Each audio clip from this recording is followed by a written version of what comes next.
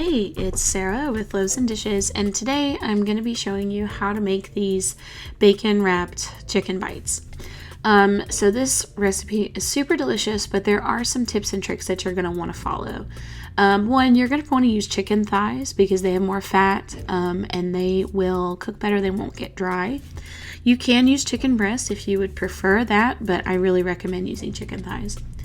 You want to make sure that you're cutting your chicken up into small bite-sized rectangular pieces, and you want to try for like a real, kind of rectangle, because we're going to chop up some onion and jalapeno, and for whatever reason that kind of square shape, it allows more surface area for the onion and the jalapeno to stick to. So we're going to put this chicken in a bag and we're going to marinate it. We're using the Lowry's jerk chicken marinade. We've used Italian marinade. Pretty much you could use any marinade you wanted to on this one. The Lowry's is really, really good, and that's what we use at Loaves and Dishes a lot. So now we're going to dice up an onion. We're using a red onion. You can use any onion. I don't think the onion really matters. I personally really like red onion. I think it has a really good flavor compared to like white onion.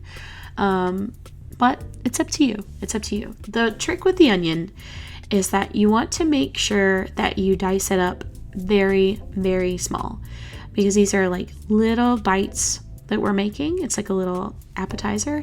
And if the onion's too big, it's just not going to work right. So you want to go as small as you possibly can with the dice on your onion.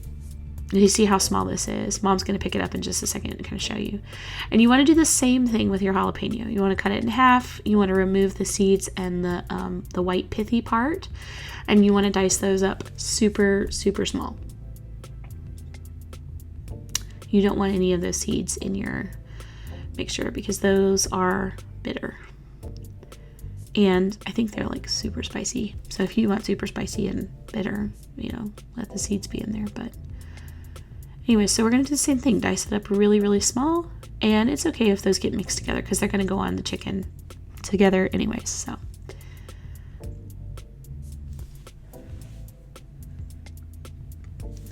now for your bacon. You want to use a good quality bacon, but you don't necessarily want like a thick cut bacon, because thick cut bacon does not cook well in this application. It takes too long to cook, and then your chicken's going to be overcooked. So you just need a little small piece of bacon. You're going to put your chicken on top, and then you're going to put your jalapeno and your onion, and you're going to wrap that up, and you're going to secure that with a toothpick. And another thing to note is that you want to make sure you get good toothpicks. Some toothpicks, like the really cheap ones, will splinter really easily, and you don't want splinters in your food.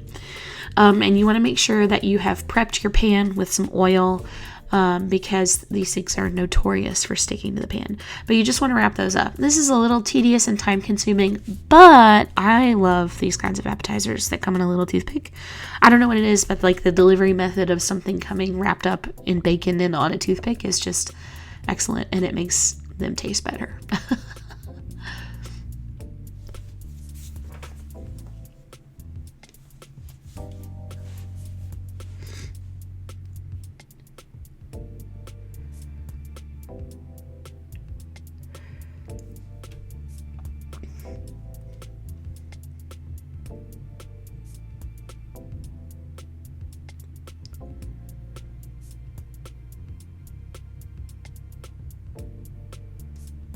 Also, this process is a little bit messy. Like, your hands are going to get messy. It is what it is. You can wash your hands at the end. That's the great part about, hands. But don't worry if it's a little messy. And if it gets super messy, just make sure you clean as you go. That's like my number one kitchen tip, is to clean as you go.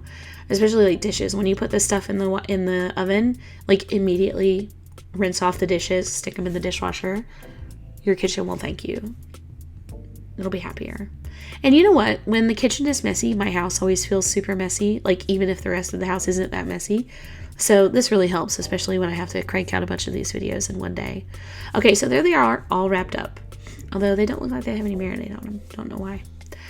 So you're going to bake that at 350 for 15 minutes. And this is what they look like when they come out of the oven. They're delicious. Let us know if you try this recipe, and if you want to see more recipes, check out Loaves and Dishes, and be sure to subscribe to our channel. Thanks for watching.